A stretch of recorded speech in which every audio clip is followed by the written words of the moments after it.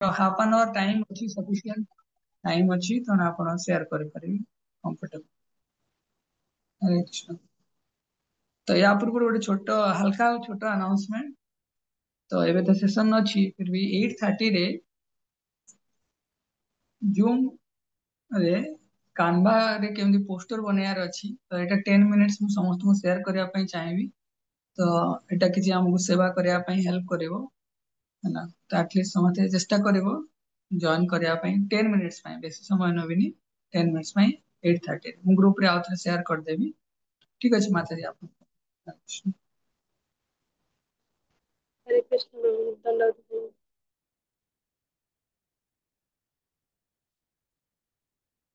ओम अज्ञानतिमिरन्दस्य ज्ञानञ्जनशलाकया चक्षुरुन्मीलितं तस्मै श्रीगुरवे नमः।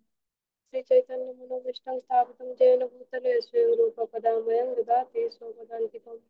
ओम विष्णुपादाय कृष्णप्रेष्ठाय भूतले श्रीमते भक्तिवेदान्तस्वामिनीति नामिने नमस्ते सरस्वती देवे गौरवाणी प्रचारिणे निर्विशेषशून्यवादी पाश्चात्यदेशतारिणे जय श्री कृष्ण चैतन्य प्रभु नित्यानंद श्री अद्वैत गदाधर शिवसादि गौर भक्तवृंद। हरे कृष्ण कृष्ण कृष्ण हरे हरे हरे राम राम राम हरे हरे। ଏଠାରେ ଉପସ୍ଥିତ ଥିବା ସମସ୍ତ ବୈଷ୍ଣବ ମାନଙ୍କୁ ମୋର ଦଣ୍ଡବତ ପ୍ରଣାମ। ଆଉ ଭଗବାନ ଶ୍ରୀକୃଷ୍ଣ ଲୀଳାମୟ ପୁରୁଷଙ୍କ ବିଷୟରେ କିଛି କହିବାର ଅନୁମତି ଦେଇଥିବାରୁ ପ୍ରଭୁତିଙ୍କୁ ଦଣ୍ଡବତ ପ୍ରଣାମ। ଅଶେଷ ଅଶେଷ ଧନ୍ୟବାଦ। ଭଗବାନ ଶ୍ରୀକୃଷ୍ଣ ହେଉଛନ୍ତି ଲୀଳାମୟ ପୁରୁଷ। ତାଙ୍କର ପ୍ରତ୍ୟେକ ଲୀଳା ଚିରବନ୍ଦନୀୟ ଅଟେ। ସେ ତାଙ୍କର ଲୀଳା ଆଉ ଭଗବାନ ଅଭିନ୍ନ ଅଟନ୍ତି ଏବଂ ପ୍ରତ୍ୟେକ ଲୀଳାରେ ସେ ନିଜର ଭକ୍ତ କଥା ହିଁ ପ୍ରଥମେ ଚିନ୍ତନ କରନ୍ତି। ଯେପରି ଭଗବତ ଗୀତାରେ ଉଲ୍ଲେଖ ଅଛି ଭଗବାନ ଧରା ପୃଷ୍ଠରେ କେତେବେଳେ ଅବତୀର୍ଣ୍ଣ କରନ୍ତି ଯେତେବେଳେ ତାଙ୍କର ଭକ୍ତ ମାନଙ୍କର ଉଦ୍ଧାର ନିମନ୍ତେ ଏବଂ ଅସୁର ମାନଙ୍କର ବିନାଶ ନିମନ୍ତେ। ଠିକ ସେଇପରି ଏକ ଲୀଳା ଆମେ ଶୁଣିବାକୁ ଯାଉଛେ ଗୋବର୍ଦ୍ଧନ ପୂଜା ଏବଂ ଏଠାରେ ମୁଁ କିଛି କହିବା ଉଦ୍ଦେଶ୍ୟରେ ବସିନି। ମୁଁ ମୋର ନିଜର ଅନ୍ତ ଶୁଦ୍ଧିକରଣ ଏବଂ ମୋର ମନକୁ ଶୁଦ୍ଧ କରି ଭଗବାନଙ୍କର ପାଦ ପଦ୍ମରେ ମନୋନିବେଶ କରିବା ଉଦ୍ଦେଶ୍ୟରେ ବସିଛି। ଯଦି କିଛି ଭୁଲ ଥିବ ତାହେଲେ କ୍ଷମା କରିବେ ଏବଂ ମତେ ଆଶୀର୍ବାଦ କରିବେ କି ଭଗବାନଙ୍କ ପାଦ ପଦ୍ମରେ ମୋର ମନକୁ ମୁଁ ନିବେଶିତ କରିପାରିବି। ଗୋବର୍ଦ୍ଧନ ପୂଜା ଯେତେବେଳେ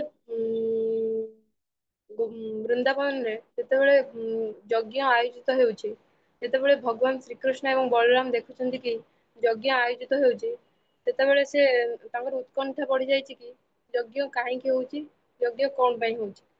ସେ ସେଇ ବିଷୟରେ ଦେଖିଲେ କି ଗୋପାଳ ଗଣ ମାନେ ଯଜ୍ଞର ଆୟୋଜନ କରୁଛନ୍ତି। ସେଇ ଯଜ୍ଞରେ ଗୋପାଳ ଗଣଙ୍କୁ ପଚାରିଲେ କି ଯଜ୍ଞ କାହିଁକି ହଉଛି ଆମେ କଣ ପାଇଁ କରୁଛନ୍ତି। ଗୋପାଳ ଗଣ ମାନେ ଉତ୍ତର ଦେଲେ ତାଙ୍କୁ ଆମେ ଯଜ୍ଞ ବର୍ଷାର ରାଜା ଇନ୍ଦ୍ରଙ୍କ ପାଇଁ କରୁଛୁ ଏବଂ ବୃଷ୍ଟିପାତ ନିମନ୍ତେ ଆମେ ଯଜ୍ଞ କରୁଛୁ। ସେ କଥା ଜାଣିଲା ପରେ ସେ ସେମାନଙ୍କୁ ଏ ଯଜ୍ଞ କରିବା ପାଇଁ ମନା କରିଛନ୍ତି।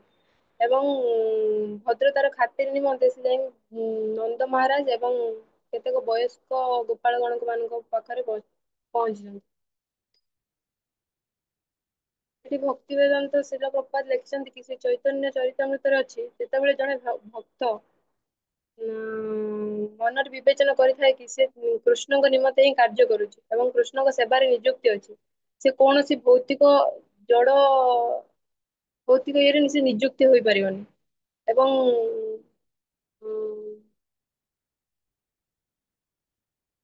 କିନ୍ତୁ ଯଦି ତାର ଏମିତି ଉଦ୍ଦେଶ୍ୟ ନଥିବ ଏବଂ ସେ ଯେତେ ବି ଦେବ ଦେବତାଙ୍କୁ ପୂଜା କଲେ ମଧ୍ୟ ସେ କିଛି ଭୌତିକ ସଫଳତା ପାଇପାରିବ ନାହିଁ। ଏହିପରି ଭାବରେ ଭଗବାନ ନନ୍ଦ ମହାରାଜଙ୍କ ପାଖକୁ ପହଞ୍ଚଛନ୍ତି ପଚାରୁଛନ୍ତି ଯଜ୍ଞ ଆମେ କାହିଁକି ଯଜ୍ଞ କରୁଛନ୍ତି ଆମେ ଯଜ୍ଞର ଉଦ୍ଦେଶ୍ୟ କଣ ଯଜ୍ଞର ଫଳ କଣ ଯଜ୍ଞର ସ୍ୱତନ୍ତ୍ରତା ଫଳ ଆମ ପାଇଁ କଣ ଅଛି। ସେଇ ଉତ୍ତର ନିମନ୍ତେ ଯେତେବେଳେ ଯାଇ ସେ ପହଞ୍ଚନ୍ତି ନନ୍ଦ ମହାରାଜ ତାଙ୍କୁ କିଛି ଉତ୍ତର ଦେଇନାହାନ୍ତି ସେ ଭାବିଛନ୍ତି ଶ୍ରୀକୃଷ୍ଣ ତ ସେ ବହୁତ 7 ବର୍ଷ ବହୁତ ଛୋଟ ଥିଲେ ସେ କଣ ବୁଝିବେ ତାଙ୍କୁ କଣ କୁହାହବ ଭଗବାନ ତାଙ୍କୁ ପୁନର୍ବାର ମନେ ପକେଇବାକୁ ଯାଇ କହିଛନ୍ତି କି ଜଣେ ସାଧୁ ସ୍ୱଭାବ ସମ୍ପନ୍ନ ବ୍ୟକ୍ତି କେବେ କୌଣସି କଥା ଗୁପ୍ତ ରଖେ ନାହିଁ। ଏବଂ ସେ ସମସ୍ତ ତାଙ୍କର ବନ୍ଧୁ ସୌଜନ୍ୟ ପରିବାର ମାନଙ୍କ ସହିତ ସେ ସବୁ କଥା କିଛି କଥା ଗୁପ୍ତ ରଖେ ନାହିଁ। ଏବଂ ଜଣେ ଶତ୍ରୁ କଣ କରେ ସିନା ତାର ସବୁ କଥା ସବୁ ଗୁପ୍ତ ରଖେ ସମସ୍ତଙ୍କ ପାଖରେ। କିନ୍ତୁ ଆପଣ ମୋ ପାଖରେ କିଛି ଗୁପ୍ତ ରଖନ୍ତୁ ନାହିଁ। ସେ ଉଦ୍ଦେଶ୍ୟରେ ଭଗବାନ ତାଙ୍କୁ ଯେତେବେଳେ ପଚାରିଛନ୍ତି ଏଠି ତ ଅଧେ ଲୋକ ବି ଏମିତି ବି ଥିବେ କି ଜାଣିନାହାନ୍ତି ଯଜ୍ଞ କଣ ପାଇଁ ହଉଛି। ଯଜ୍ଞର ସୁଫଳ କଣ? ଯେତେ ପର୍ଯ୍ୟନ୍ତ ଆମକୁ ଏ ପୂର୍ଣ୍ଣ ଜ୍ଞାନ ନ ମିଳିଛି ଆମକୁ ସେତେ ପର୍ଯ୍ୟନ୍ତ ପୂର୍ଣ୍ଣ ସଫଳତା ମିଳିବନି। ଆପଣ ଦୟାକରି ଯଜ୍ଞ ର ଉଦ୍ଦେଶ୍ୟ ଆମକୁ କୁହନ୍ତୁ। ନା ଏଇ ଯଜ୍ଞ ଟା ସେମିତି କିଛି ବିଧି ବିଧାନଗତ ଅଛି ନା କିଛି ଲୋକ ମହୋତ୍ସବ ରୂପେ ପାଳନ କରାଯାଉଛି। ଏକଥା ଶୁଣି ନନ୍ଦ ମହାରାଜ ଶ୍ରୀକୃଷ୍ଣଙ୍କୁ ଉତ୍ତର ଦଉଛନ୍ତି ଏଇଟା ଅଳ୍ପ ବିଧି ପରମ୍ପରାଗତ। ମାନେ କିଛି ପରମ୍ପରା ଅନୁସାରେ ଏହା ପାଳନ କରାହଉଛି। ଏ ଯଜ୍ଞ କାହା ନିମନ୍ତେ ଉଦ୍ଦିଷ୍ଟ ନା ଇନ୍ଦ୍ର ସ୍ଵର୍ଗର ରାଜା ଇନ୍ଦ୍ରଦେବଙ୍କ ପାଇଁ ଉଦ୍ଦିଷ୍ଟ। ଏବଂ ଆମର ଯେହେତୁ ସେ ବୈଶ୍ୟ ଥିଲେ ତାଙ୍କର ମୁଖ୍ୟ କାର୍ଯ୍ୟ ଚାରି ପ୍ରକାର ଥିଲା ଗାଭୀ ଗୋ ମାନଙ୍କର ପାଳନ କରିବା ଏବଂ ଶସ୍ୟ ଉପାର୍ଜନ କରିବା ଏବଂ ପାଣ୍ଠି ସଂଗ୍ରହ କରିବା ଏବଂ ବାଣିଜ୍ୟ କରିବା କିନ୍ତୁ ମୁଖ୍ୟତଃ ସେ ଗୋ ପାଳନ କରୁଥିଲେ ଏବଂ ଶସ୍ୟ ଉତ୍ପାଦନ ପାଇଁ କାର୍ଯ୍ୟରତ କରୁଥିଲେ। ସେ ଶସ୍ୟ ଉତ୍ପାଦନ ପାଇଁ ଯେତେବେଳେ ସେ ଶସ୍ୟ ଉତ୍ପାଦନ ପାଇଁ ଜଳ ନିତ୍ୟାନ୍ତ ଆବଶ୍ୟକ ସେଥିପାଇଁ ସେ ଇନ୍ଦ୍ର ଦେବଙ୍କୁ ପୂଜା କରୁଥିଲେ। ଇନ୍ଦ୍ରକୁ ପୂଜା କରିବା ଫଳରେ ତାଙ୍କର ସନ୍ତୁଷ୍ଟ ନିମନ୍ତେ ତାଙ୍କର ସନ୍ତୁଷ୍ଟି ନିମନ୍ତେ ଯଜ୍ଞ ହଉଛି ଏବଂ ସେ ସନ୍ତୁଷ୍ଟ ହେଲେ ସେ ଆମକୁ ବୃଷ୍ଟିପାତ କରାଇବେ ଜଳ ଆମକୁ ଦାନ କରିବେ ଯାହା ଫଳରେ ଆମେ ଶସ୍ୟ ଉତ୍ପାଦନ କରିକି ଆମ ଜୀବିକା ନିର୍ବାହ କରିପାରିବା। ଏବଂ ଜଳଟା ହଉଛି ଆମ ମୁଖ୍ୟ ଧର୍ମ ସମସ୍ତ ପାଇଁକି ଜଳ ନିତ୍ୟାନ୍ତ ଆବଶ୍ୟକ। ଯଦି କୌଣସି ବ୍ୟକ୍ତି ତାର ଇନ୍ଦ୍ରିୟ କାମନାରେ ବଶବର୍ତ୍ତୀ ହୋଇ ଯଦି ଇନ୍ଦ୍ରଙ୍କର ପୂଜା ନ କରେ ତାହେଲେ ସେ ଏକଥା କିଛି ଭଲ ହେବନି। କୃଷ୍ଣ କିନ୍ତୁ କୃଷ୍ଣ ପରମାତ୍ମା ସେ ଜାଣିଛନ୍ତି କି ଇନ୍ଦ୍ର ଭୌତିକ ପ୍ରକୃତିରେ ବଶବର୍ତ୍ତୀ ହୋଇ ଗର୍ଭନ୍ନତି ହୋଇପଡିଛନ୍ତି। ଭଗବାନ କେବେ ଚାହାନ୍ତିନି ତାଙ୍କର ଭକ୍ତ ଏମିତି କିଛି ଗର୍ବ ଅହଙ୍କାରରେ ଆସୁ ବୋଲିକା। ସେ ତାଙ୍କୁ କିଛି ଉଚିତ ଶିକ୍ଷା ଦେବା ପାଇଁ ଯାଇକି ସେ କଣ କଲେ ନା ଇନ୍ଦ୍ରକୁ କ୍ରୋଧାନ୍ଵିତ କରିବା ପାଇଁ ଚାହିଁଲେ। କାହିଁକି ନା ଭଗବତ ଗୀତାରେ ଅଛି ଭଗବାନ ସବୁବେଳେ ନିଜର ସାଧୁଙ୍କର ନିଜ ଭକ୍ତ ମାନଙ୍କର ଉଦ୍ଧାର ନିମନ୍ତେ ଏବଂ ଅସୁର ମାନଙ୍କର ବିନାଶ ନିମନ୍ତେ ପ୍ରକଟ ହୋଇଥାନ୍ତି ଧରା ଧାମରେ ଅବତୀର୍ଣ୍ଣ କରନ୍ତି। କିନ୍ତୁ ଏଠି ଇନ୍ଦ୍ର ଅସୁର ନଥିଲେ ଇନ୍ଦ୍ର ଥିଲେ କୃଷ୍ଣଙ୍କର ଭକ୍ତ କିନ୍ତୁ ଭୌତିକ ପ୍ରକୃତିରେ ବଶବର୍ତ୍ତୀ ହୋଇକି ସେ ପ୍ରଭୁଙ୍କର ପ୍ରଭୁତ୍ୱକୁ ଭୁଲି ଯାଇଥିଲେ ଆଉ ନିଜକୁ ସର୍ବେ ସର୍ବ ବୋଲି ବିବେଚନା କରୁଥିଲେ। ଭଗବାନ ଗୋପାଳ ଗଣ ମାନଙ୍କ ସହିତ ମିଶି ତାଙ୍କୁ କ୍ରୁଦ୍ଧାନ୍ଵିତ କରିବା ପାଇଁ ଚେଷ୍ଟା କଲେ। ସେ କେମିତି ଜାଣିଲେ କି ଇନ୍ଦ୍ରଙ୍କର ଗର୍ବ ବଢି ଯାଇଛି ସେ ନିଜକୁ ସର୍ବେ ମାନୁଛନ୍ତି ଏବଂ ତାଙ୍କର ପ୍ରଭୁତ୍ୱ ଭୁଲି ଯାଇଛନ୍ତି କାହିଁକିନା ସେ ଅନ୍ତର୍ଯ୍ୟାମୀ ପରମ ପୁରୁଷ ଶ୍ରୀକୃଷ୍ଣ ତାଙ୍କୁ ସବୁ ଜଣା। ସେ ସେହିପରି ଭାବରେ କ୍ରୋଧାନ୍ଵିତ କରିବା ପାଇଁ ଚେଷ୍ଟା କରୁଛନ୍ତି ଏବଂ ଦୁଇଟି କାରଣ ଦଉଛନ୍ତି ଆମେ କାହିଁକି ଯଜ୍ଞ ପାଳନ କରିବାନି କାରଣ ସବୁ ଯଜ୍ଞର ଉପଭୋକ୍ତା ହଉଛନ୍ତି ପରମ ପୁରୁଷ ଶ୍ରୀ ଭଗବାନ ଏବଂ ସେ ସିଏ ହିଁ ସମସ୍ତ ଫଳ ସମସ୍ତଙ୍କୁ ପ୍ରଦାନ କରିଥାନ୍ତି। ଆଉ ଦ୍ଵିତୀୟତ କହିଲେ କି ଯୋଉ ଦେବା ଦେବୀଙ୍କୁ ଭୌତିକରେ ସୁଫଳତା ଲାଗି ଆମେ ପୂଜା କରନ୍ତି ସେ ହଉଛି ବହୁତ ସ୍ୱଳ୍ପତା ମଧ୍ୟରେ ଯଦି ଦେବତା ମାନେ ସେ ଭଗବାନଙ୍କ କତିରୁ ଅନୁମୋଦିତ ହୋଇଥିବା ଫଳ ପ୍ରଦାନ କରନ୍ତି କିନ୍ତୁ ସେଟା ବହୁତ ଅଳ୍ପ ଟାଇମ ପାଇଁ କିନ୍ତୁ ଯୋଉମାନେ ଆମ ଭଳିଆ ମୂର୍ଖ ବ୍ୟକ୍ତି ମାନେ ସେମାନେ କିଛି ଜାଣିପାରନ୍ତି ନାହିଁ ଏବଂ ସେ ଅଳ୍ପ ଇଏରେ ବି ସେ ଖୁସି ହେଇଯାଆନ୍ତି। ସେଇପରି ଭାବରେ ଯଜ୍ଞଙ୍କୁ ମନା କରିଛନ୍ତି ନ କରିବା ପାଇଁ କି କିନ୍ତୁ ନନ୍ଦ ମହାରାଜ ଏବଂ ଗୋପାଳ ଗଣ ମାନେ ତାଙ୍କର ଯୁକ୍ତି ବାଢଉଛନ୍ତି କି ଏଠି ସେମାନେ ଆମେ ଯଦି ନ ପୂଜା କରିବା ଆମେ ଇନ୍ଦ୍ରଙ୍କ ସନ୍ତୁଷ୍ଟି ଲାଭ ପାଇଁ କିଛି ନ କରିବା ତାହେଲେ ସେ କ୍ରୁଦ୍ଧାନ୍ୱିତ ହେବେ ଯାହା ଫଳରେ ଆମକୁ ଶସ୍ୟ ଉତ୍ପାଦନ ନିମନ୍ତେ ଆମକୁ ବୃଷ୍ଟିପାତ ଦେବେନି। ତାପରେ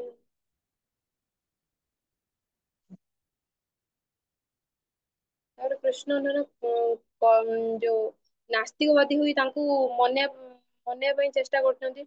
ମୀମାଂସା ଦର୍ଶନ ତାଙ୍କ ଆଗରେ ପ୍ରତିବାଦିତ କରିଛନ୍ତି ମୀମାଂସା ଦର୍ଶନ କଣ ନା ମାନେ ସେମାନେ ଭାବନ୍ତି କି, ଯଦି ମୀମାଂସା ଦର୍ଶନବାଦୀ ଭାବନ୍ତି କି ଯଦି ସେ ସେମାନେ କେବଳ କର୍ମକୁ ହିଁ ବିଶ୍ୱାସ କରନ୍ତି।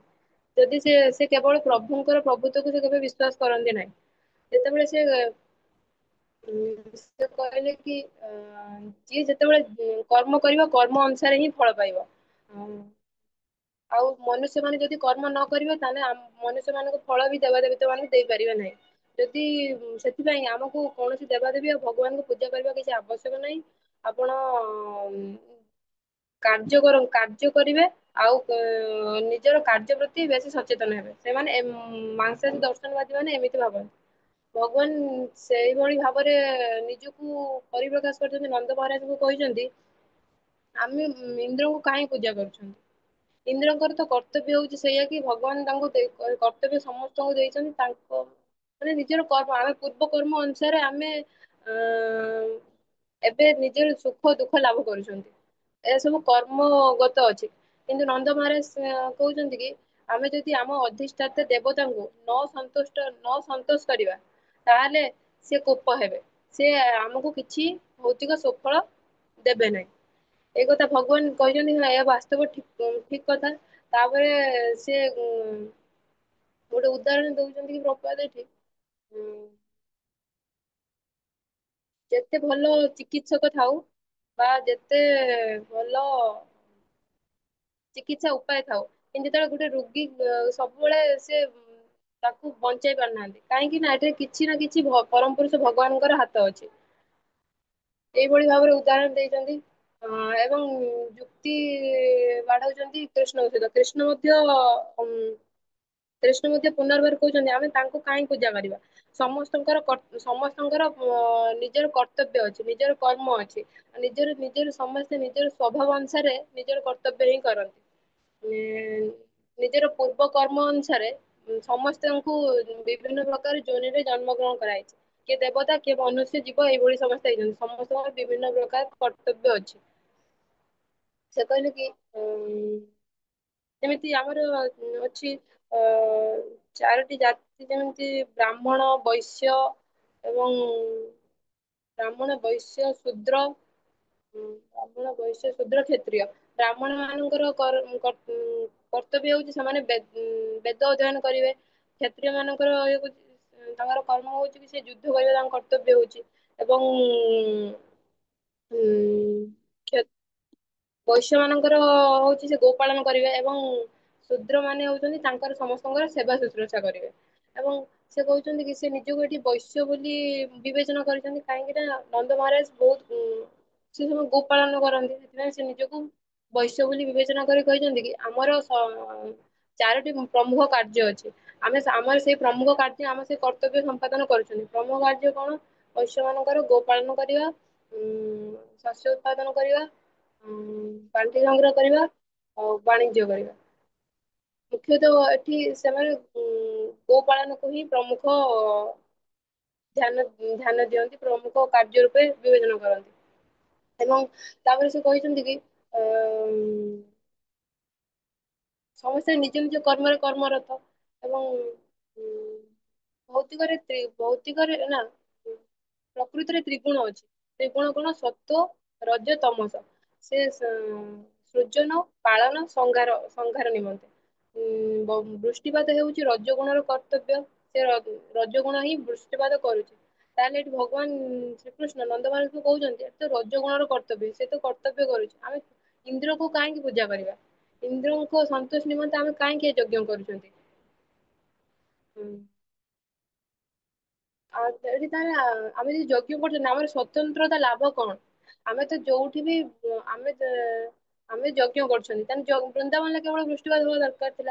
କିନ୍ତୁ ବାହାରେ ଯୋଉଠି ଦରକାର ନାହିଁ ସମୁଦ୍ର ହଉ ଏମିତି ବହୁତ ଜଳାଶୟ ହଉ ଯୋଉଠି ବୃଷ୍ଟିପାତ କିଛି ଆବଶ୍ୟକ ନାହିଁ ସେଠି ମଧ୍ୟ ବୃଷ୍ଟିପାତ ହଉଛି। ତାହେଲେ ଆମର ସ୍ୱତନ୍ତ୍ରତା ଫଳ କିଛି ରହୁନି ଏଠି। ଏବଂ ଦେବତା ମାନେ ନିରଙ୍କୁଶ ଅଧିକାରୀ ନୁହନ୍ତି କି ସେ କାହାକୁ ଫଳ ପ୍ରଦାନ କରିବେ।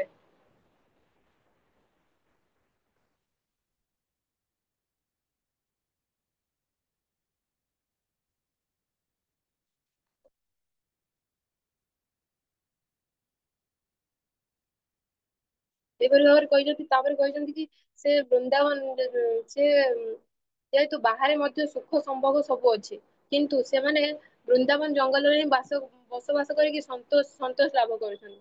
ସେଥିପାଇଁ ସେ କେବଳ ବୃନ୍ଦାବନ ଜଙ୍ଗଲ ଏବଂ ଗୋବର୍ଦ୍ଧନଙ୍କ ସହିତ ହିଁ ସଂଶ୍ଳିଷ୍ଟ। ଏବଂ ସେ କହିଲେ କି ଯଦି ଆମର ପୂଜା କରିବାର ଅଛି, ଯଜ୍ଞ କରିବାର ଅଛି, ତେବେ ଆମେ ଗିରିରାଜ ଗୋବର୍ଦ୍ଧନକୁ ପୂଜା କରିବା। ସିଏ ସିଏ କଣ କରୁଥିଲେ ନା, ଗିରିରାଜ ଗୋବର୍ଦ୍ଧନ ଗାଈ ମାନଙ୍କୁ ଶସ୍ୟ ଗାଈ ମାନଙ୍କୁ ଘାସ ଖାଇବା ପାଇଁ ଦଉଥିଲେ। ଆମ ତାଙ୍କର ଶସ୍ୟ ଉତ୍ପାଦନ ନିର୍ଜୀବିକାରେ ମଧ୍ୟ ସେ ବହୁତ ସାହାଯ୍ୟ କରୁଥିଲେ। ସେଥିପାଇଁ କହିଲେ ସିଏ କିନ୍ତୁ ଇନ୍ଦ୍ର କଣ କରୁଥିଲେ ନା, ଜଣେ ଦେବତା ଯେତେବେଳେ କିଛି ପ୍ରଦାନ କରେ, ଯେତେବେଳେ ତାଙ୍କୁ ସନ୍ତୋଷ ନ ମିଳେ, ସେ କେବେ ବି କ୍ରୋଧାନ୍ୱିତ ହେଇ କୋପ ହେଇକି କାହାକୁ କୋପ କରିବା କଥା ନୁହେଁ। କିନ୍ତୁ ଗିରିରାଜ ଗୋବର୍ଦ୍ଧନ ମଧ୍ୟ ସେ ଭଗବାନଙ୍କ ସହିତ ସମଦୃଶ ଥିଲେ। ସେ ବହୁତ ଦୟାଳୁ ଥିଲେ। ସେ କିଛି ବି ଇନ୍ଦ୍ରଙ୍କ ଭଳି କୋପ କରୁନଥିଲେ ବ୍ରଜବାସୀ ମାନଙ୍କ ଉପରେ। ସେ ସବୁବେଳେ ତାଙ୍କ ଜୀବିକା ନିର୍ବାହରେ ବହୁତ ସାହାଯ୍ୟ କରୁଥିଲେ। ସେଥିପାଇଁ ଭଗବାନ ଶ୍ରୀକୃଷ୍ଣ କହୁଛନ୍ତି କି ଆମେ ଯଦି ପୂଜା କରିବାର ଅଛି, ଯଜ୍ଞ କରିବାର ଅଛି, ତାହେଲେ ଆମେ ଇନ୍ଦ୍ରଙ୍କର ନୁହେଁ, ଗିରିରାଜ ଗୋବର୍ଦ୍ଧନଙ୍କର ପୂଜା କରିବା। ଗିରିରାଜ ଗୋବର୍ଦ୍ଧନଙ୍କର ହିଁ ପୂଜା କରିବା। ତାପରେ ସିଏ କିନ୍ତୁ ନନ୍ଦ ମହାରାଜ ଏଠି କହୁଛନ୍ତି କି ଆମେ ଗିରିରାଜ ଗୋବର୍ଦ୍ଧନଙ୍କୁ ପୂଜା କରିବା, କିନ୍ତୁ ପ୍ରଥମେ ଯୋଉ ଯଜ୍ଞଟି ଆୟୋଜିତ ହେଇଛି ଇନ୍ଦ୍ରଦେବଙ୍କ ପାଇଁ, ସେ ପ୍ରଥମେ ସେଇ ଯଜ୍ଞଟିକୁ ପ୍ରଥମେ ଆୟୋଜିତ କରିଦବା, ପରେ ଗିରିରାଜ ଗୋବର୍ଦ୍ଧନଙ୍କ ପାଇଁ ଏକ ନୂଆ ଯଜ୍ଞ ଆୟୋଜିତ କରିବା। କିନ୍ତୁ ଭଗବାନ ଶ୍ରୀକୃଷ୍ଣ ମନା କରିଛନ୍ତି ଆମେ କାହିଁକି ଇନ୍ଦ୍ରଙ୍କୁ ପୂଜା କରିବା। ଆପଣ ଯେତେ ପର୍ଯ୍ୟନ୍ତ ଆଉ ଗୋଟେ ଯଜ୍ଞ ଆୟୋଜିତ କରିବେ, ସେତେବେଳେ ପର୍ଯ୍ୟନ୍ତ ବହୁତ ଡେରି ହେଇଯାଇଥିବ। ଆପଣ ଯୋଉ ଆୟୋଜିତ ହୋଇଛି ଯୋଉ ଯଜ୍ଞଟି, ସେଟା ସେ ଯଜ୍ଞଟି ଗିରିରାଜ ଗୋବର୍ଦ୍ଧନଙ୍କ ପାଇଁ ଅନୁମୋଦିତ କରନ୍ତୁ। ହଉ ଲାଷ୍ଟକୁ ପରିଶେଷରେ ନନ୍ଦ ମହାରାଜ ବି ମାନେ ବୁଝି ଯାଇଛନ୍ତି ଆମେ ଗିରିରାଜ ଗୋବର୍ଦ୍ଧନଙ୍କୁ ହିଁ ପୂଜା କରିବା ଉଚିତ। ଆମେ ଇନ୍ଦ୍ରଙ୍କୁ ପୂଜା କରିବା ଉଚିତ ନୁହେଁ, ଗିରିରାଜ ଗୋବର୍ଦ୍ଧନଙ୍କୁ ହିଁ ପୂଜା କରିବା ଉଚିତ। ତାପରେ ସମସ୍ତେ ଗିରିରାଜ ଗୋବର୍ଦ୍ଧନକୁ ପୂଜା କରିବା ପାଇଁ ବାହାରିଛନ୍ତି। ଏବଂ କୃଷ୍ଣଙ୍କୁ ସମସ୍ତେ କୃଷ୍ଣଙ୍କୁ ପଚାରୁଛନ୍ତି ଆମ ଉପାୟ କଣ ଗିରିରାଜ ଗୋବର୍ଦ୍ଧନଙ୍କୁ ପୂଜା କରିବା ପାଇଁ। ଏବଂ ଶ୍ରୀକୃଷ୍ଣ ସମସ୍ତଙ୍କୁ କହୁଛନ୍ତି ଗିରିରାଜ ଗୋବର୍ଦ୍ଧନ ପୂଜା କରିବା ନିମନ୍ତେ ଯେତିକି ସବୁ ଶସ୍ୟ ଘୃତ ଆଦି ଦ୍ରବ୍ୟ ଅଛି, ତାଙ୍କୁ ବ୍ୟବହାର କରି ବହୁତ ପ୍ରକାର ଖାଦ୍ୟ ପ୍ରସ୍ତୁତ କରିବା, ଏବଂ ଯୋଉ ଦୁଗ୍ଧ ଜାତୀୟ ଖାଦ୍ୟ ମଧ୍ୟ ପ୍ରସ୍ତୁତ କରିବା। ଏବଂ ସେଇ ଖାଦ୍ୟ ଗୁଡାକୁ ଆମେ ଗିରିରାଜ ଗୋବର୍ଦ୍ଧନଙ୍କ ନିମନ୍ତେ ପ୍ରସ୍ତୁତ କରିବା ଆଉ ତାଙ୍କୁ ଅର୍ପିତ କରିବା। ଏବଂ ଗାଈ ମାନଙ୍କୁ ଭଲସେ ସୁସଜ୍ଜିତ କରି ଖାଇବାକୁ ଦେଇ ଘାସ ଦେଇକି ଆମେ ତାପରେ ଗିରିରାଜ ଗୋବର୍ଦ୍ଧନକୁ ପୂଜା କରିବା। ଏବଂ ବ୍ରାହ୍ମଣ ମାନଙ୍କୁ ଡକାଯିବ ଏବଂ ତାଙ୍କୁ ଅ ଶସ୍ୟ ଅର୍ପଣ କରାଯିବ, ଧନ ଦିଆଯିବ ଏବଂ ତାଙ୍କର ସେବା ଶୁଶ୍ରୂଷା କରାହବ। ଏବଂ ସମସ୍ତ ବିରାଡି କୁକୁର ଏବଂ ଅସ୍ପୃଶ୍ୟ ଜାତି ଚଣ୍ଡାଳ ମାନଙ୍କୁ ମଧ୍ୟ ଡକାଯିବ। ତାଙ୍କୁ ସମସ୍ତଙ୍କୁ ଭୋରି ଭୋଜନ କରାଯିବ। ସମସ୍ତେ ପେଟ ପୂରାଇ ଖାଇବାକୁ ଦିଆଯିବ। ଏବଂ ଏଠି ଭଗବାନ କହିବାକୁ ଚାହୁଁଛନ୍ତି ଯେ ସମସ୍ତଙ୍କର କିଛି ନା କିଛି ସମସ୍ତଙ୍କର କର୍ତ୍ତବ୍ୟ ଅଛି। କେହି ନିଜ କର୍ତ୍ତବ୍ୟରୁ ବଞ୍ଚିତ ନୁହନ୍ତି। ଏଠି ସେ ନିର୍ଜୀବ ବସ୍ତୁ ପାହାଡ ପଥର ଯିଏ ବି ହୁଅନ୍ତୁ ସମସ୍ତଙ୍କୁ ବିବେଚନା କରୁଛନ୍ତି। ଏବଂ କହିଛନ୍ତି କି ଏ ଧରା ପୃଷ୍ଠରେ ସମସ୍ତଙ୍କର କିଛି ନା କିଛି ଅଭିନୟ ଅଛି। ଏବଂ ସମସ୍ତେ ନିଜ ନିଜର କର୍ତ୍ତବ୍ୟ କରୁଛନ୍ତି। ଏହିପରି ଭାବରେ ସେ ବିରାଡ଼ି କୁକୁରଙ୍କୁ ମଧ୍ୟ ନିମ୍ନ ହେଲେ ମଧ୍ୟ ତାଙ୍କୁ ବି ବର୍ଣ୍ଣନା କରିଛନ୍ତି। ଏବଂ ବିରାଟ କୁକୁରଙ୍କୁ ମନା କରିଥିଲେ ସତ୍ୟ ବି ଆମର ଗୋମାତା ହଉଛନ୍ତି ଗୁରୁତ୍ୱପୂର୍ଣ୍ଣ। କାହିଁକିନା ଗୋମାତା ହଉଛନ୍ତି ଆମ ନିଜ ମାତା ଭଳି। ଏବଂ ସେଇଭଳି ଭାବରେ ପୂଜା ଅର୍ଚ୍ଚନା କରିବା ପାଇଁ ଉପାୟ ଦଉଛନ୍ତି ସମସ୍ତ ବୃନ୍ଦାବନ ବାସୀ ମାନଙ୍କୁ। ଏବଂ ପ୍ରଭୁପାଦ ଏଠି କହିଛନ୍ତି କି ଇସ୍କନରେ ମଧ୍ୟ ଆମର ଗିରିରାଜ ଗୋବର୍ଦ୍ଧନଙ୍କୁ ଏମିତି ପୂଜା କରାଯାଉଛି। ଆଉ ଏଠି ବି ଆମର ସମସ୍ତଙ୍କୁ ପେଟ ପୂରା ଖାଇବାକୁ ଦିଆଯାଉଛି। ଆଉ ଏଠି ଗୋବର୍ଦ୍ଧନ ପୂଜାକୁ ଅନ୍ନକୂଟ ନାମରେ ମଧ୍ୟ ବିବେଚିତ ଅଛି। ଆଉ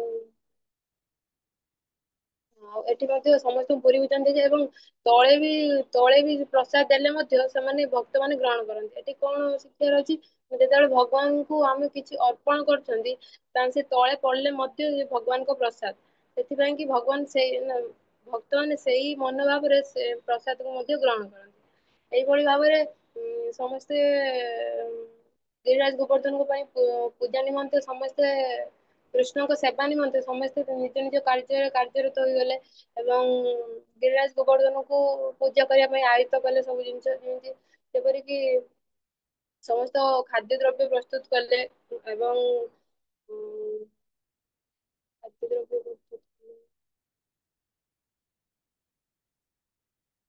ଆଉ ସମସ୍ତଙ୍କୁ ବ୍ରାହ୍ମଣ ମାନଙ୍କୁ ମଧ୍ୟ ସେଠି ଡକା ଯାଇଥିଲା ଏବଂ ସମସ୍ତେ ଗୋପ ଗୋପୀ ମାନେ ମଧ୍ୟ ସମସ୍ତେ ନୂତନ ପୋଷାକ ପରିଧାନ କରି ସେଟାକୁ ଆସିଥିଲେ ଏବଂ ଗାଈ ଆମ ଗୋମାତାଙ୍କୁ ମଧ୍ୟ ସେଠି ସୁସଜ୍ଜିତ କରାଯାଇଥିଲା ଏବଂ ତାପରେ ତାଙ୍କୁ ଖାଦ୍ୟ ଖୁଆଇକି ତାଙ୍କୁ ତାପରେ ଘାସ ଖୁଆଇକି ତାପରେ ଗିରିରାଜ ଗୋବର୍ଦ୍ଧନକୁ ପୂଜା କରିବା ପାଇଁ ପ୍ରସ୍ତୁତ ହେଲେ ସେଠି ସମସ୍ତେ ଗିରିରାଜଙ୍କ ପୂଜା ହେଲା ଏବଂ ସମସ୍ତେ ପୂଜା ପରିଶେଷରେ ବ୍ରାହ୍ମଣ ମାନଙ୍କୁ ଅର୍ପଣ କରାଗଲା ଶସ୍ୟ ଧନ ସବୁ ଅର୍ପଣ କରାହେଲା ଏବଂ ସେମାନେ ଗୋପାଳ ମାନଙ୍କୁ ଆଶୀର୍ବାଦ ଦେଲେ ଏବଂ ଶ୍ରୀକୃଷ୍ଣ ନିଜେ ସେଠି ଶ୍ରୀକୃଷ୍ଣ ନିଜେ ପୁରା ଏକ୍ସପାଣ୍ଡେଡ ଫର୍ମରେ ଆସିକି ସେମାନେ କହିଲେ କି ମୁଁ ହଉଛି ଗୋବର୍ଦ୍ଧନ ମୁଁ ଗୋବର୍ଦ୍ଧନ ଠାରୁ ଅଭିନ୍ନ ଏବଂ ସେ ତାଙ୍କର ସମସ୍ତ ଖାଦ୍ୟ ପ୍ରସ୍ତୁତି ପ୍ରସାଦ ସବୁ ଗ୍ରହଣ କଲେ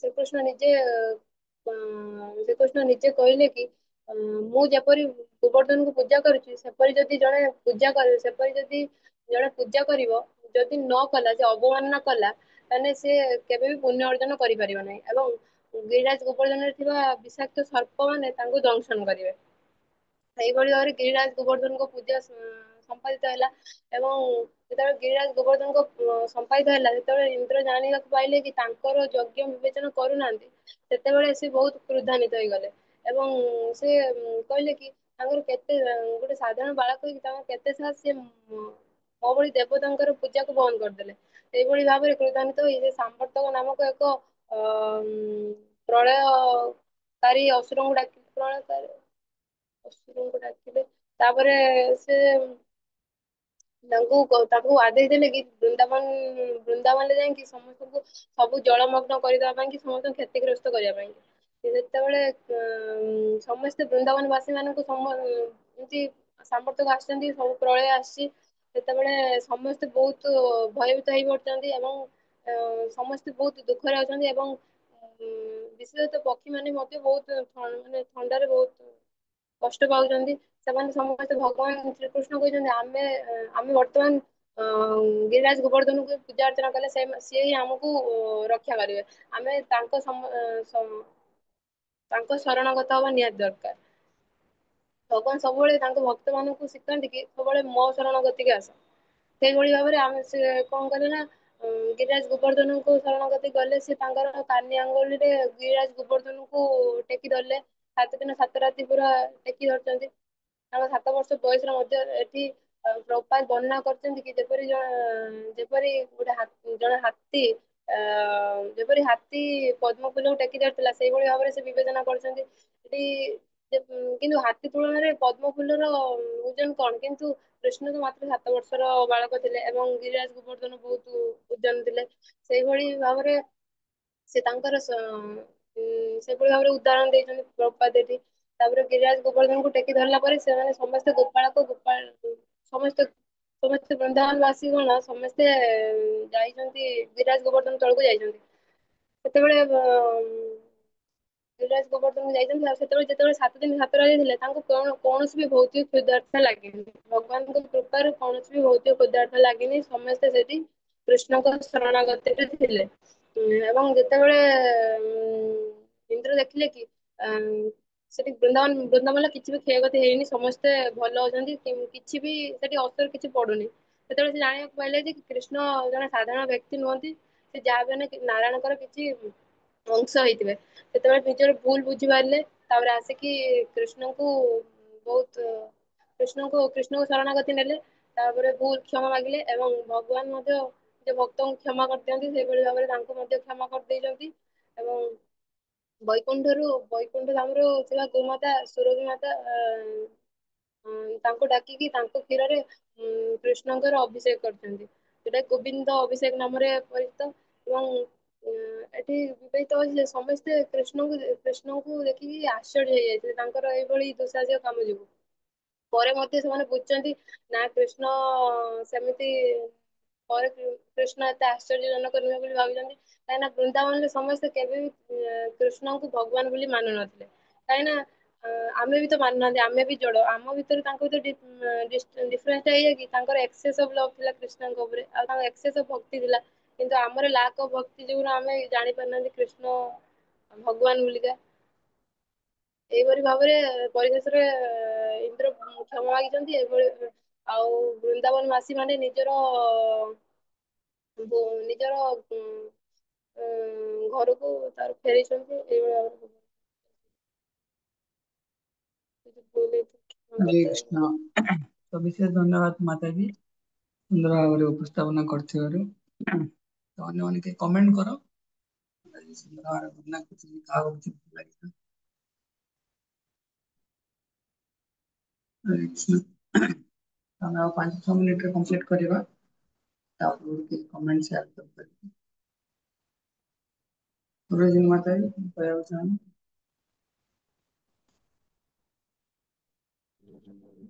ହରେ କୃଷ୍ଣ। ଧନ୍ୟବାଦ। ମାତାଜୀ ବହୁତ ସୁନ୍ଦର ଭାବରେ ବର୍ଣ୍ଣନା କଲେ। ମୁଁ ଯେତେବେଳେ ମାତାଜୀକୁ ଏଠି କଲ୍ କରିଥିଲି, ମାନେ ସେସନର 15 ମିନିଟ ପୂର୍ବରୁ, ମୁଁ କହିଲି ଏସବୁ ପଢି ସାରିଛ? କିନ୍ତୁ ସେ କହିଲେ କଣ କହିବି ମୁଁ ଜାଣିପାରୁନି, ନୂଆ ନୂଆ ହଉଛି ଏବେ ଜଏନ ହେଇଛନ୍ତି ନା। ତାପରେ ସେ ବହୁତ ସୁନ୍ଦର ଭାବରେ ବି କହିଲେ। ସେ ପ୍ରଥମେ ଯୋଉ ଷ୍ଟାର୍ଟିଂ କଲେ ଯେ ମୁଁ ମୋ ଅନ୍ତଃକରଣ ଶୁଦ୍ଧି କରିକି ମାନେ ଭଗବାନଙ୍କୁ ଲୀଳା କହିବାକୁ ଚାହୁଁଛି, ମତେ ବହୁତ ଭଲ ଲାଗିଲା ସେ ଜିନିଷଟା। ଆଉ ଭଲ ଲାଗିଲା, ମତେ ବହୁତ ଭଲ ଲାଗିଲା। ହରେ କୃଷ୍ଣ। ଆଉ କିଏ କମେଣ୍ଟ କରିବା ପାଇଁ ଚାହିଁବେ? କମେଣ୍ଟ ମାନେ କମେଣ୍ଟ ନୁହଁ, ଆପ୍ରିସିଏଟ କରିପାରିବେ। ଆମେ ଆପ୍ରିସିଏଟ କଲେ ହିଁ ଆମ ଭିତରେ ଭଲ ଗୁଣ ଆସିବ।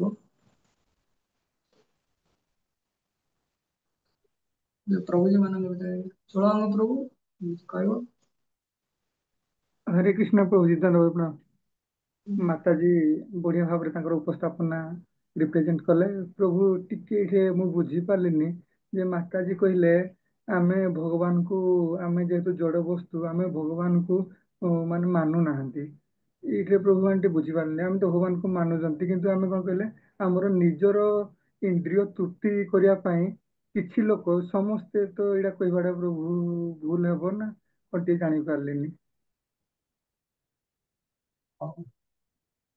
ତାହେଲେ ଟିକେ ଭଗବାନଙ୍କୁ ଆମେ କାହିଁକି ମାନୁନେ? ବୃନ୍ଦାବନ ବାସୀ ମାନେ ଭଗବାନଙ୍କର ଏମିତି ଆମକୁ କୁହାଯାଏ, ଭାଗବତମର ଅଛି ମାୟା ଯବନିକା ଛନ୍ନମ ଅଜ୍ଞାନ। ମାୟା ଦୁଇ ପ୍ରକାର ଅଛନ୍ତି ନା, ଗୋଟେ ହେଲା ଯୋଗ ମାୟା ଆଉ ଗୋଟେ ମହାମାୟା। ତ ଆମ ମାନଙ୍କର ଭୌତିକ ଜଗତରେ ବଦ୍ଧ ଜୀବ ଯୋଉମାନେ କୌଣସି ଗୁରୁଙ୍କ ଦ୍ଵାରା, ପ୍ରାମାଣିକ ଗୁରୁଙ୍କ ଦ୍ଵାରା ଆଶ୍ରିତ ନ ହୋଇକି ଭଜନ ସାଧନ କରୁନାହାନ୍ତି କିଛି ବି, ତାଙ୍କୁ କୋଉ ପ୍ରକାର ମାୟା ଗ୍ରାସ କରିଥାଏ? ତାଙ୍କର ଯୋଉ ଭିଜନ ଅଛି କିଏ ଆବୃତ କରିକି ରଖିଥାଏ? ମହାମାୟା। କିନ୍ତୁ ବୃନ୍ଦାବନରେ ମାତାଜୀଙ୍କ କହିବା ଅନୁସାରେ ଯୋଗମାୟା ଅଛନ୍ତି, ଯିଏ ସମସ୍ତଙ୍କୁ, ସମସ୍ତଙ୍କର ଭିଜନକୁ କଭର କରିଛନ୍ତି। ଆଉ ସେ ଭିଜନ କଣ? କି କୃଷ୍ଣ ଭଗବାନ ବୋଲି କୁହାଯାଏ। ଗଡ କନସିଲ, କନସିଲ ମାନେ ଲୁଚେଇବା। ଗଡ କନସିଲ his Garh head, Godhood, sorry. God conceal his Godhood to reign the Lord supreme. କଣ କହିଲି? ଭଗବାନ ନିଜର ଭଗବତ୍ତାକୁ ଲୁଚେଇ ଦିଅନ୍ତି, ତାକି ଭଗବାନଙ୍କର ଧାମ ରେ ଭଗବାନଙ୍କର ଯୋଉ ଶୁଦ୍ଧ ନିର୍ମଳ କୃଷ୍ଣ ପ୍ରେମ ସାରା ସଂସାର ପ୍ରତି ପ୍ରବାହିତ ହେଇପାରିବ। ତ ସେ ବାହ୍ୟ ଦୃଷ୍ଟିରେ ଦେଖାଯାଏ କି ସେମାନେ ଭଗବାନଙ୍କୁ ଜାଣି ପାରୁନାହାନ୍ତି। ଆମେ ବି ଜାଣିପାରୁନୁ, କାହିଁକି ନା ଆମର ଅଜ୍ଞାନତା। କିନ୍ତୁ ସେମାନେ ପିଓର, ସେମାନେ ଜାଣନ୍ତି, କିନ୍ତୁ ଭଗବାନ ଲୀଳାକୁ ବିସ୍ତାର କରିବା ପାଇଁ ମାୟା, ଯୋଗ ମାୟା ମାଧ୍ୟମରେ ପ୍ରଭାବିତ କରନ୍ତି। ବୁଝିହେଲା ଚୂଳଙ୍କ ପ୍ରଭୁ? ଆଜ୍ଞା ପ୍ରଭୁ। ଓକେ। ତ ସୁନ୍ଦର ଭାବରେ ମୁଁ ଗୋଟେ ଭଏସ ପୋଷ୍ଟ କରୁଛି, ଆମେ 2 ମିନିଟରେ କମ୍ପ୍ଲିଟ କରିବା। ସମସ୍ତେ ମୋ ସହିତ ଉଚ୍ଚାରଣ କରିବ। ଏଠି ଗୋବର୍ଦ୍ଧନଙ୍କର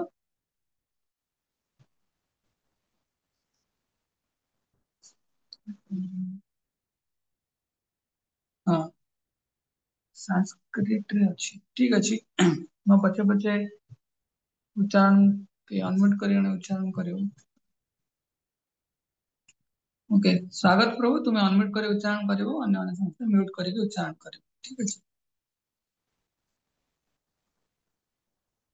हन्ताय मद्र्यबला हरिदास वर्यो, अन्ताय मद्रदल्य हरिदास वर्यो, हन्ताय मद्र्यबला हरिदास वर्यो, अन्त्याय मध्यवल्य हरिदास वर्यो, रावल यद् रामकृष्ण चरणा स्पर्श प्रमोदः, यद् रामकृष्णचरणस्पर्श प्रमोदः, मानं तनोति सागो गणयोस्तयोर्यात्, मानं तनोति मानं तनोति सह गणयोस्तरो मानं तनोति सागो गणयोस्तनयो तयोर्यात्, तनोति सह गणः यशोत्सर्य पानीयस्य वासकन्दर कन्दमूलैः। सूयसः कंदमूले। ओके, धन्यवाद। ଏଠି ବର୍ଣ୍ଣନା କରାଯାଉଛି ହନ୍ତାୟ ମଦ୍ରିୟବଲା ହରିଦାସ ବର୍ୟ। ତ ପ୍ରହ୍ଲାଦ ମହାରାଜ, ଯୁଧିଷ୍ଠିର ମହାରାଜ, ତା ସାଙ୍ଗରେ ଗୋବର୍ଦ୍ଧନ ମହାରାଜ, ତିନି ଜଣ ହେଲେ ହରିଦାସ ବର୍ୟ। ବର୍ୟ ମାନେ ଶ୍ରେଷ୍ଠ। କାହିଁକି ନା ଏଇ ଯୋଉ ଗୋବର୍ଦ୍ଧନ ଅଛନ୍ତି ତ ଭଗବାନ ରାମଚନ୍ଦ୍ର କୃଷ୍ଣ ଏବଂ ବଳରାମଙ୍କୁ ଏବଂ ତାଙ୍କର ଗୋପବାଳ ସଖା ମାନଙ୍କୁ, ଗୋମାତା ଗୋବତ୍ସା ଗୋ ସମ୍ପଦ ମାନଙ୍କୁ ସବୁ ପ୍ରକାର ନେସେସିଟି ପ୍ରଦାନ କରୁଛନ୍ତି। ଯେମିତି ଜଳପାନ କରିବା କି ସଫ୍ଟ ଘାସ ପ୍ରଦାନ କରିବା, ଗୁମ୍ଫା ମାନେ ଦେଇଛନ୍ତି ଭଗବାନଙ୍କ ଲୀଳା ସମ୍ପାଦନ କରିବା ପାଇଁ, ଫୁଲ ଫଳ ଭେଜିଟେବଲ ସବୁ ଦେଇଛନ୍ତି ହେଲା। ତେଣୁ ସେଥିପାଇଁ ଏଇ ଉପାୟରେ ଆମେ ଗୋବର୍ଦ୍ଧନକୁ ସ୍ପର୍ଶ କରିବା ଦରକାର, ଗୋବର୍ଦ୍ଧନକୁ ପ୍ରଣାମ କରିବା ଦରକାର, ଗୋବର୍ଦ୍ଧନଙ୍କର ସମ୍ମାନ କରିବା ଦରକାର। ହନ୍ତାୟ ମଦ୍ର୍ୟବଲା ହରିଦାସ ବର୍ୟ। ହରିଦାସ ବର୍ୟ କାହିଁକି ନା ଭଗବାନ ଯେତେ ଭକ୍ତ ରହିଲେ ସବୁ ଭକ୍ତ ମାନଙ୍କ ମଧ୍ୟରେ ଶ୍ରେଷ୍ଠ ଭକ୍ତ ହେଲେ ଗୋବର୍ଦ୍ଧନ। ତ ଗୋବର୍ଦ୍ଧନ ଜଣେ ଭକ୍ତ ବି ଆଉ ଜଣେ ଆଉ ଭଗବାନ ବି, ମାନେ ଗୋବର୍ଦ୍ଧନ ବିଷ୍ଣୁ ତତ୍ଵ ବି, ତା ସାଙ୍ଗରେ ଶୁଦ୍ଧ ଭକ୍ତ ବି। ବହୁତ ସୁନ୍ଦର ମାତାଜୀ ସେୟାର କଲେ। ତ ସବୁଠୁ କଠିନ ଜିନିଷ ମାତାଜୀ କଲେ, ପସନ୍ଦ ନିଶ୍ଚୟ କରିବି କି ଆମେ ତ ଲୀଳା ସବୁ ସୁନ୍ଦର ଭାବରେ କହନ୍ତି, କିନ୍ତୁ ଭଗବାନ ଆଉ ନନ୍ଦ ମହାରାଜଙ୍କ ଭିତରେ ଯୋଉ ଯୁକ୍ତି ଅଛି ତାକୁ ସୁନ୍ଦର ଭାବରେ ଉପସ୍ଥାପନା କଲେ। ଯଦି ବା ବାଲ ଗୋପାଳ ଚାହୁଁଥିଲେ କି ନାଇଁ, ଆକ୍ଚୁଆଲି ନନ୍ଦ ମହାରାଜ ପରେ କହିବେ କି ପୁଅ କାହ୍ନା ତୁ କଣ ଚାହୁଁଛୁ, କଣ ଏତିକି କହିବୁ ଏତିକି କରିଦବା, ଏତେ ଯୁକ୍ତି ତର୍କ ମୀମାଂସା ଇତ୍ୟାଦି ସବୁ ଜିନିଷର ଆବଶ୍ୟକତା ନାହିଁ। କିନ୍ତୁ ଭଗବାନ ଭଗବତ ଗୀତାରେ କଣ କହୁଛନ୍ତି, ଭକ୍ତି ମା ଭକ୍ତ୍ୟା ମାମ୍ ଅଭିଜାନାନ୍ତି। ଭକ୍ତିରେ କେବଳ ଭଗବାନଙ୍କୁ ଜାଣିପାରିବା, କିନ୍ତୁ ଏଠି ଭଗବାନ କର୍ମ ମୀମାଂସା ବିଷୟରେ କହୁଛନ୍ତି। ତେଣୁ ଶାସ୍ତ୍ରରେ ବିଭିନ୍ନ ପ୍ରକାର ଦର୍ଶନ ଥାଏ, କହନ୍ତି ରିଲିଜିୟସ ପ୍ରିନ୍ସିପଲ, କିନ୍ତୁ ସବୁଠୁ ଟପ୍ ମୋଷ୍ଟ ରିଲିଜିୟସ ପ୍ରିନ୍ସିପଲ ହେଲା କୃଷ୍ଣ ପ୍ରେମକୁ ପ୍ରାପ୍ତି କରିବା, ଭଗବାନ କୃଷ୍ଣଙ୍କର ସେବା କରିବା, ଅଧ୍ୟକ୍ଷ ଭଗବାନଙ୍କର ସେବା କରିବା। ଆଉ ଅଲଗା ସବୁ ରିଲିଜିୟସ ପ୍ରିନ୍ସିପଲ ଅଛି, ଯେପରି ସବ ରିଲିଜିୟସ ପ୍ରିନ୍ସିପଲ, ଯେମିତି ତ୍ୟାଗ କରିବା, ଅହିଂସା ଆଚରଣ କରିବା। ଅହିଂସା ପରମ ଧର୍ମ କୁହାଯାଏ ବେଳେ ବେଳେ, କିନ୍ତୁ ଏଇଟା ଭାଗବତମର ପ୍ରିନ୍ସିପଲ ନୁହଁ। ଅହିଂସା ପରମୋ ଧର୍ମ, ଧର୍ମ ହିଂସା ତଥୈବ ଚ କୁହାଯାଏ। ତ ସେଇଟା ସବ ରିଲିଜିୟସ ପ୍ରିନ୍ସିପଲ ଆସେ। ତା ସାଙ୍ଗରେ ଏଇ ଯୋଉ କର୍ମ ମୀମାଂସା ଇତ୍ୟାଦି ସବ ରିଲିଜିୟସ, ସବ ମାନେ ଉପଧର୍ମ, ଗୋଟେ ପରମ ଧର୍ମ, ଏପରେ ପରମ ଧର୍ମ, ଆଉ ଗୋଟେ ଉପଧର୍ମ। ଯାହା ସୁନ୍ଦର ଭାବରେ ମାତାଜୀ ଉପସ୍ଥାପନା କରିଛନ୍ତି, ବିଶେଷ ଧନ୍ୟବାଦ। ତେଣୁ ପୁନଃ ଆମେ ଦୁଇ ଜଣ ସ୍ପିକରଙ୍କୁ ଧନ୍ୟବାଦ ଦେଇକି ଆଜିର ଶେଷକୁ କରିବା। କାଲି ଆମେ ଆହୁରି ଶ୍ରବଣ କରିବା କୃଷ୍ଣ କଥାର ଏଇ ପ୍ରବାହ। हरे कृष्णा। श्रील प्रभुपाद की जय, श्रील गुरुदेव की जय, ग्रंथराज श्रीमद् भागवतम की जय। जय गौर प्रेमानंदे हरे हरे।